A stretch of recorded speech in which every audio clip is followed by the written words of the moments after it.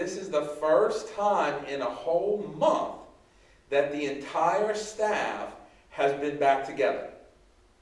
Now, we've all taken shifts to this point. Lacey and I come in on Mondays with Skip, and then on Wednesdays, Lacey and David and me are here with Skip, and Lawrence, when Lawrence decides to get his tail out of bed and come. And then on Fridays, Amy Girl comes by and takes care of some things. But this is the first time that we've all been together in the building for a month. Me and Amy Girl are here right now, obviously. And David and Lacey and Annie are off camera doing some work. And Lawrence, again, when he can find time to get here, will be here a little bit later this morning, and then Skip's here because we can't get rid of him. And so we're all here together, and so it's a good feeling. And you forget, I think, what that's like to be all together until it's gone. And so we're a little excited that we're all back together and kind of doing life again. And we're hoping, like you are, I know, that we're all on the back end of this thing and that we'll all get to meet and worship corporately sooner than later. We're still waiting on the governor's executive order and waiting to see how we proceed and how we roll back into worship services. I will tell you it's going to be a slow process. Do not expect for us to be worshiping together on May 3rd, the first Sunday in May. I don't think that's realistic. I don't think that's going to happen. But I think we're on the back end of this, hopefully. And so I hope sooner than later we'll be back together and worshiping. But I'm glad that we're all here today, at least for a little while, and get to kind of reconnect. We talk regularly. Amy Girl and I talk regularly on the phone and chat and text and all those things. But this is the first time that we've been together in a while, in at least a month. So that's good. So Amy Girl has missed you, I know, and she's got much to tell you. So what's up? How's life? Life is okay. It's okay. It's getting old. Yeah. But it's okay. I miss you guys so much. I can't wait to hug you next.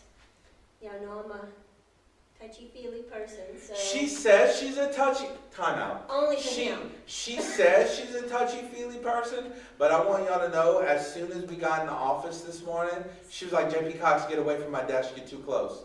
And so she made me mad. Because he was breathing on my Cheerios. She made me mad, so I went... So now I'm going to have to throw my Cheerios away. I breathed on all this stuff. Because he's 10 years old. So... So she says she likes to be together, but she won't. She hasn't hugged me yet. She's about to get the hug of her life in a few minutes. No. So and what I'm going to do? she gonna punch me, and then she gonna Lysol everything. Yep, and him. I'm going to Lysol him.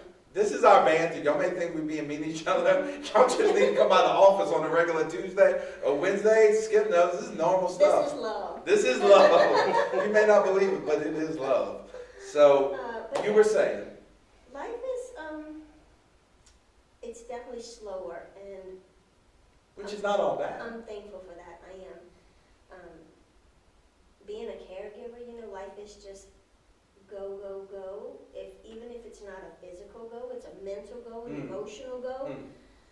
That never stops. And so this last month, I've just been thankful to slow down and be able to think and process and reflect. And not all of it was pretty and nice and fun. Some of it was tough, but you keep putting off because it's difficult. Some things that God reveals to you, and some just some situations, that you just don't want to take the time because you don't have time, in your day. But this has been good, just to have no set, I gotta go do this, I gotta go to work at this time, I gotta go to the grocery, I gotta go get medicine, there is none of that. Yeah. There is none of that. And at first, I was not okay with that, because I knew what it meant. I knew it meant being still, I knew it meant more time, I knew it meant more what's the word? God reveals. Yeah. So I knew it wasn't going to be good in the sense that I had to do it. But, and I get that, and I understand what you're saying, but why? Why are we so afraid? And Oh, because we got to deal understand, with why are we ourselves. so afraid we have of to that? deal with ourselves in some things. And Yeah. The being still. the being still, I was afraid of because for so long, it's in such small increments. Mm.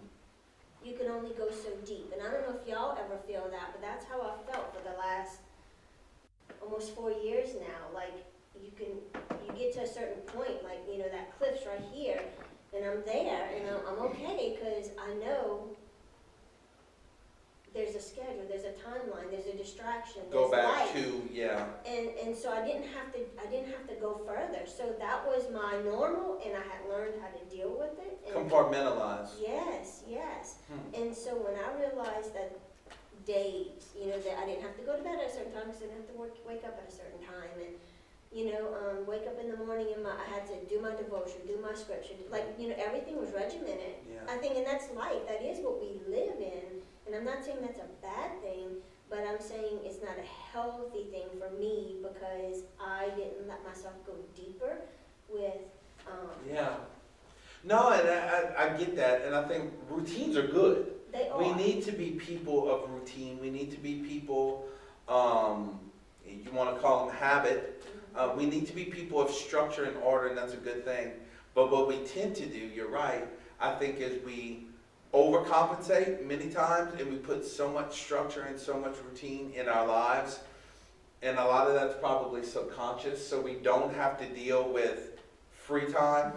You know, because what happens with free time is you begin to think, It's you begin to uncomfortable. contemplate. It's uncomfortable, Yeah.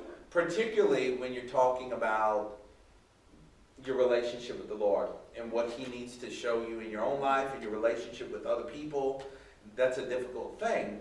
And so we talk about this idea of being still, and you know my life verse is Psalm 46:10, be still and know that I am God.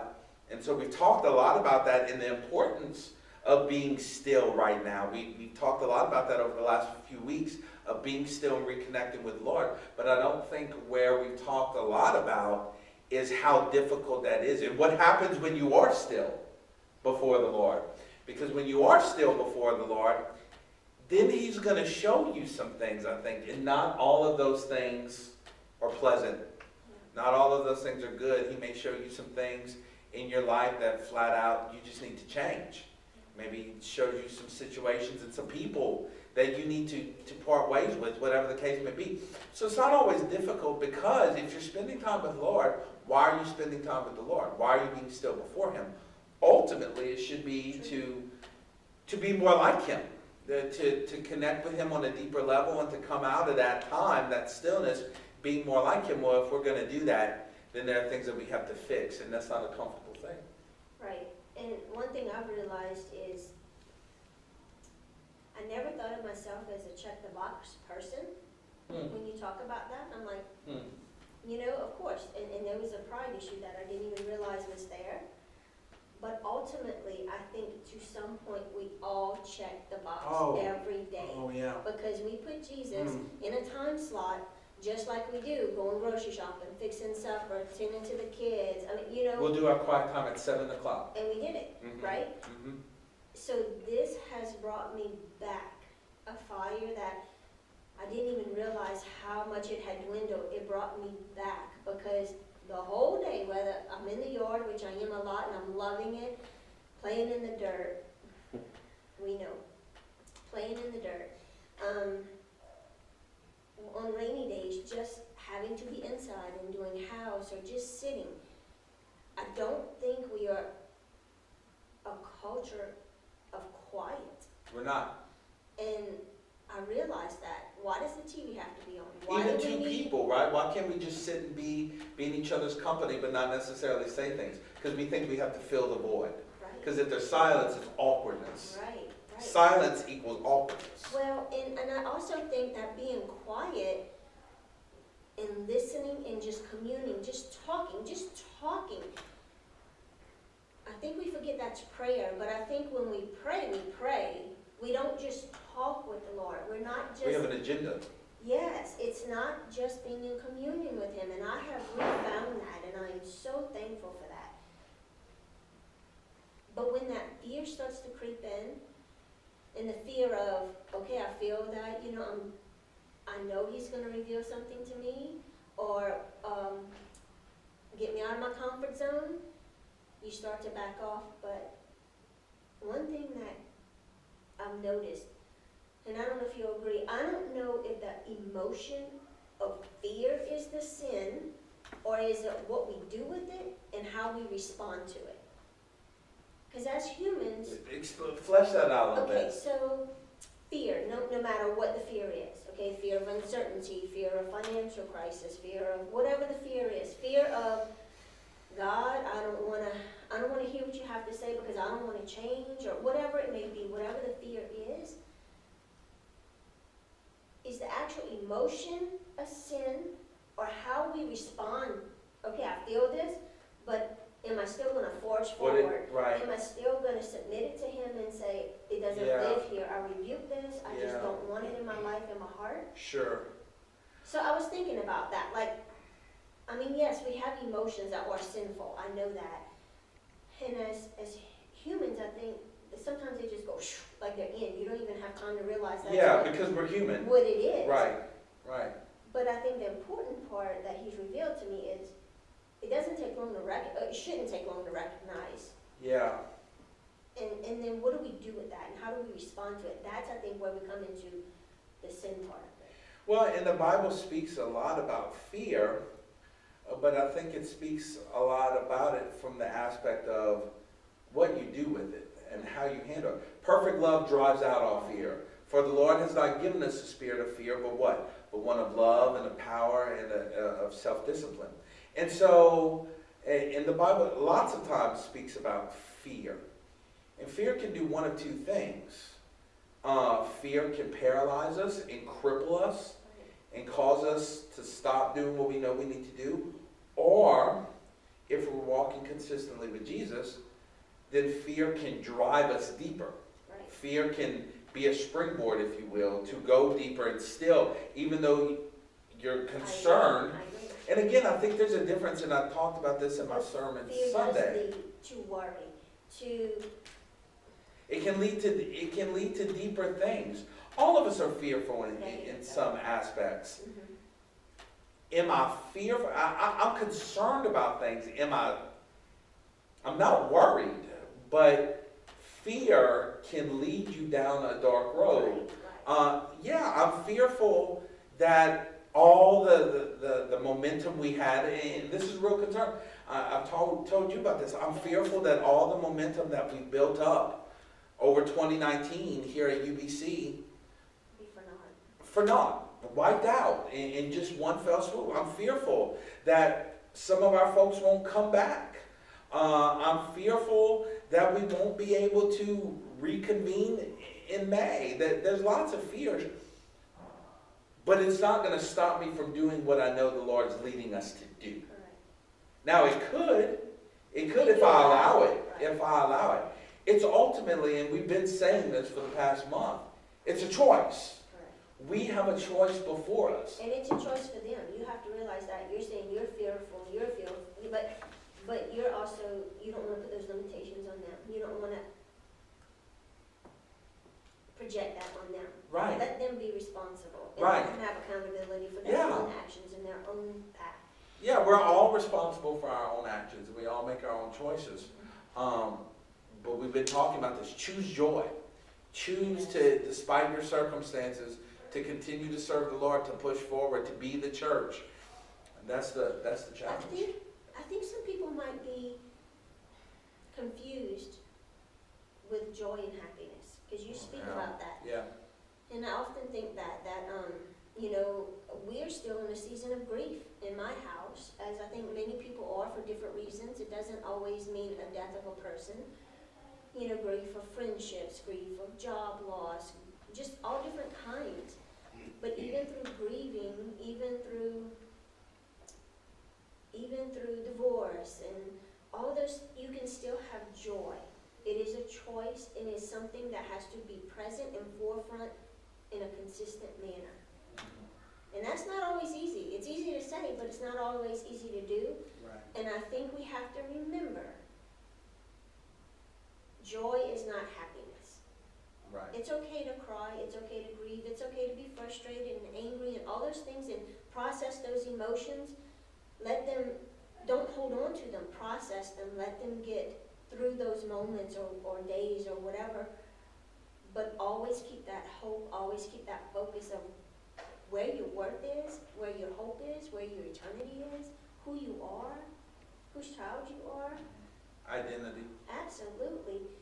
And with that, you don't hold all that other stuff. Right. You process it as people, as we need to, because this is the life. We live on this fallen earth, but let it go.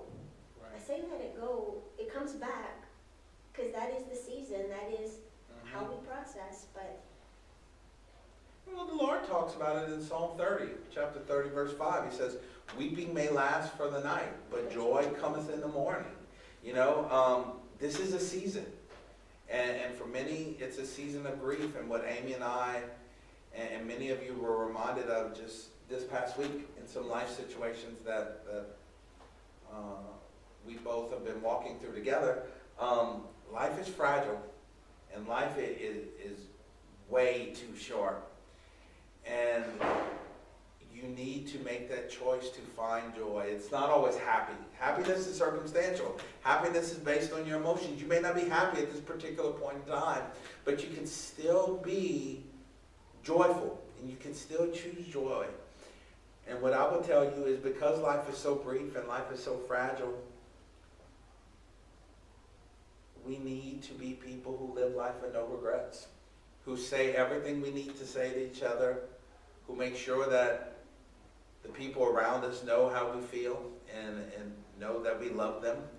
can I just say that's not with a Facebook heart or, Right. or prayer? Right, Can I just right. tell you? Yeah, yeah. That's Those not- little yeah, emojis that, yeah. that we send of hearts, That's that that's- disconnect. that's a disconnect. as That's a- easy. But as That's a easy. culture, that is what our world has come through. Uh-huh. Social media has allowed us to disconnect from humanity. Uh-huh. Because it's uncomfortable to sit in front of someone and let them tell you how they feel. You tell, not an argument, or just not have a response, just be there, like you were saying. Not even have to have a dialogue, just be there and hug me while I tell you and vent and in love and in grace. We can't do that anymore. We'd rather just type in a whole lot of prayer hands or something like that. And even through text, I text people and I think, this does not send my tone, my sincerity, my... That's the thing with email and It's text. Sometimes you just read things that aren't lost. there. And I'm You miss. reading that, like through this, I realize that we get to see people on a weekly basis. And now all the people that I get to talk to on a weekly basis, I don't get to talk to you. It's through Facebook, it's through text, and a few phone calls, but for the most part, and I think, I miss that. I miss hearing your voice. I miss you hearing my voice and our inflection, and it's lost. It is. And one of the things, and we know that, and so one of the things, and this is a little side note, but this is a natural segue for it.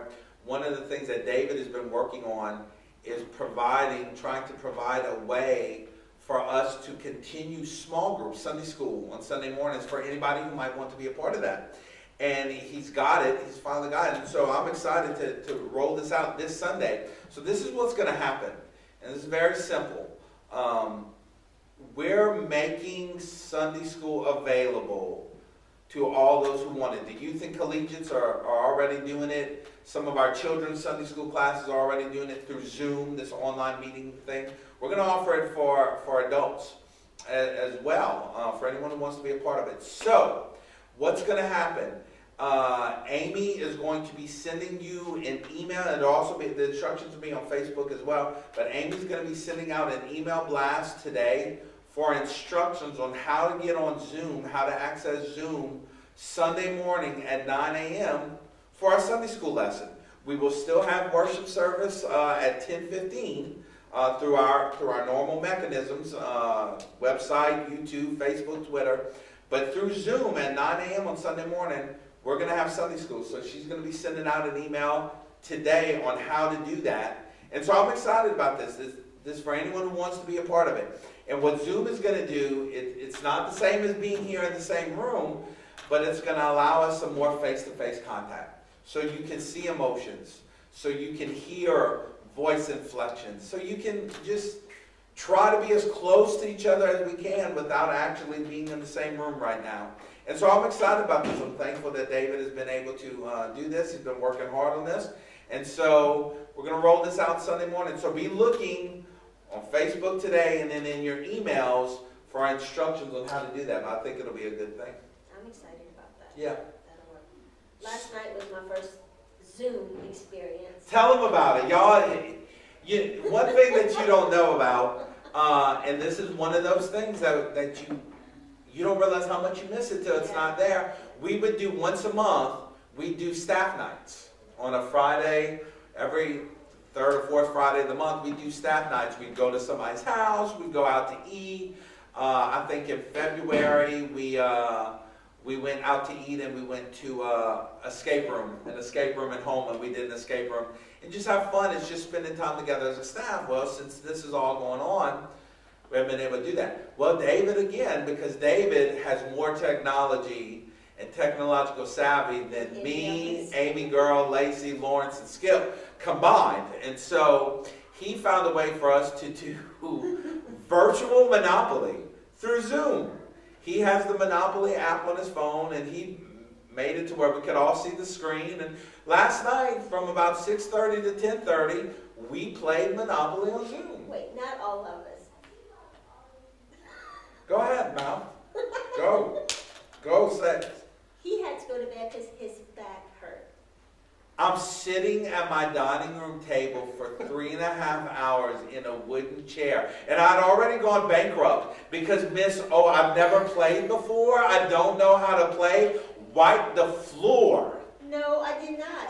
That was dumb luck. She's got like $20,000 in her bank, and she's like, "Oh, I don't know what to do. Should I put another Lawrence hotel?" in there, fat cat happy. Lawrence is back there. He won, and so he just look at him, smug as can be. He just showed up. Yeah, and Lawrence just got saying. here. This is your worship leader at work. No, his back hurt because My back did hurt. he had went bankrupt. Now, if he was still in the game and his back hurt, he would have sat there till 10:30 with no complaints. I don't want to sit there and watch Amy and Lawrence duke it out for my property that has been all mortgaged to the hill. Forget that. I'm going to bed. I'll see him in the morning. But all that aside, it was fun. It was great to see people's faces and hear their voices. And you learn to adapt. In Yeah. this time, you adapted. Yeah. You know, you do things. It may not be the normal, traditional, or even the desired way. We'd rather be in a room playing games. But in this But like time, even kids, David was holding the baby and Nora. It was just like, hey, you just get so excited, like to see them and hear them, and life moves because forward. we're used to doing life, we're used to seeing each other. Right. And Right. yeah, I think we need to take advantage, just like Romans 8:28. Not only can God turn all things for good, I think that's a choice we do It's a too. perspective shift. Absolutely. Is this a time that any of us saw coming or we want to have? Absolutely not. But for lack of a better word, take advantage of where we're at. Not only with the Lord, but with each other.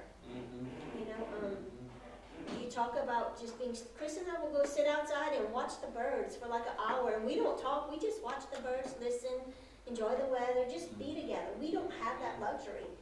I come home, it's hurry up getting done, get showers, go to bed, like it's just this cycle. And so I've also, I keep a prayer journal and a journal, and so I've made that commitment to myself and to the Lord that I don't want things to go back the way they were. Right.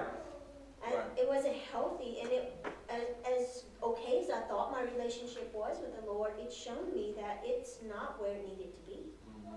That's not easy to say or realize, but I'm sure I'm not the only one, and so that means I need to change. He's never changed. He didn't go anywhere. Right. It Right. was It was everything us who else, moved. all the distractions, yeah. So don't turn the TV on when you come home. Spend your Right. time. Put that Right. devotional, that Bible in your lap, or just get on your knees. Mhm. If you just get on your knees and you don't even know what your intention is, but to just be with him and commune with him, trust me, he's there. It's open, it just flows, it just works. Because you're submitting, you're being obedient. And he rewards that. Mhm.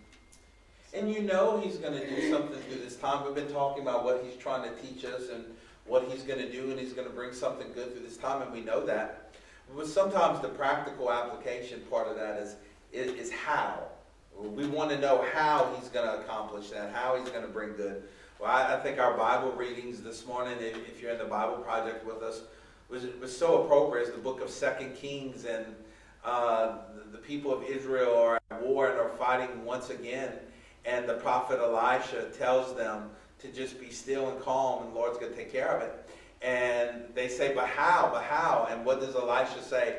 Open their eyes that they may see. And when they opened their eyes, they saw chariots of fire all around Elisha, which signified this idea that the Lord was fighting for them and fighting on their behalf, and he was going to gain the victory.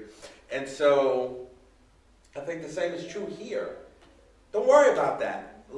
The Lord will figure that out. The Lord's going to take care of this. And our part is very simple. He just calls us to be faithful and to make that choice to follow no matter what. And he'll take care of the rest. So I think what Amy says is very true. Don't let it go back to what it was before. I hope that you dug deeper in your relationship with the Lord. I hope that he's revealed some things to you. And as life begins to transition back, your spiritual lives don't have to. You can still have that fire and still have that desire for spiritual intimacy and connectedness with him. I think that's important. So, I know we're wrapping up here. One thing that the Lord is teaching you, one lesson above all that sticks out that the Lord is teaching you right now, or has taught you. You're going to laugh because the first thing you read, he made jokes about my notes. She made notes. But She made I notes was for a so casual nervous. conversation. I'm so nervous though. So She makes me feel like Dick Cavett. Like I'm this hard interviewer. Like I'm Bill Mather.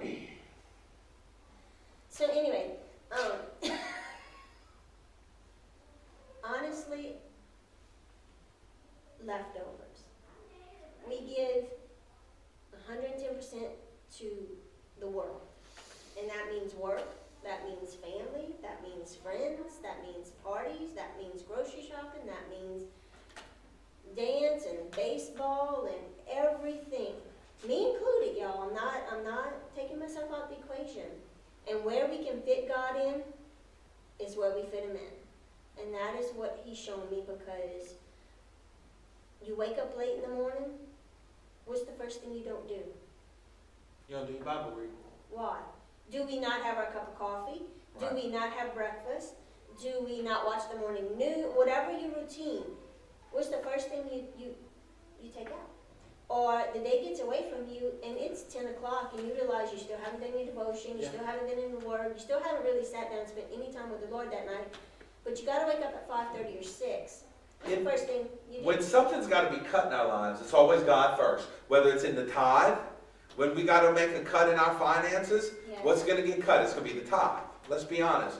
When something in our day-to-day schedule, it's going to be our quiet time. It's going to be our devotional reading, because we can double up tomorrow. It ain't going to be the sports. It ain't going to be the video games. It ain't going to be cutting the grass. But can I say, I think it's because we don't always treat him like he is a living person in our lives. And that he is the priority, Yes. not a priority, Yes. the priority. Yes, and so that is what I have, I think, learned the most.